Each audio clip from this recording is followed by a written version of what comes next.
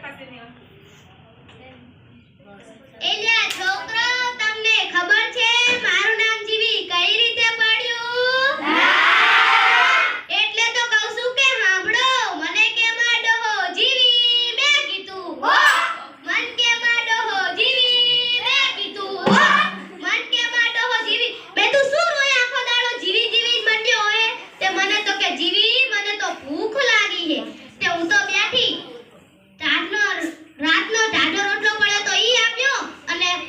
વેલા 4 વાગ્યાનો ઉતરેલો ચા પડ્યો તો ઈ આપ્યો અને ડોહો તો ખાઈને જો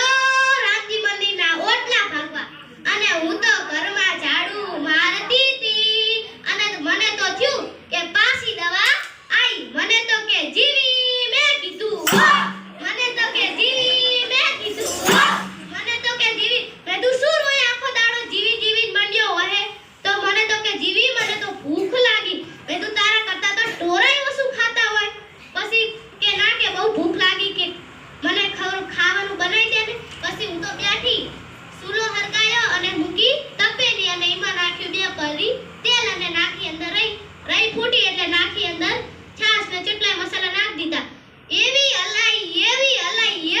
કે જાડી કલાકી પછી ઘટી થઈ ગઈ એટલે કઢીની તપેલી મૂકી નીચે અને મૂકી તાવડી લોટ બાંધ્યો અને જેવો થયો એવો આપણે ચાલ રોટલો ખાવો પછી નાખ્યો તાવડીમાં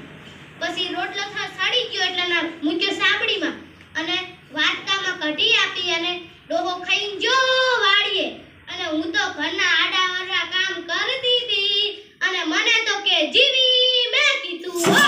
મને તો કે જીવી મેં કીધું હો મને તો કે જીવી એ તું શું રોય આખો દાડો જીવી જીવી જ મંડ્યો હે તો મને તો કે જીવી હું ખેતરમાં કામ કરતો તો ને તે મને હાથ બહુ દુખે કે મને દબાઈ આપ ને તે હું તો બેઠી હું તો આ દબાવતી હતી અને મારો રોયો કે મને તો પગ દુખે તે મેં તો પગે દબાયા મેં અને હાથ દુખે પગ દુખે પછી મેં તો માથું દબાયું મેં અને બધું દુખે ગરચી ની દુખતી હોત તે મેં તો ગરચી દબાઈ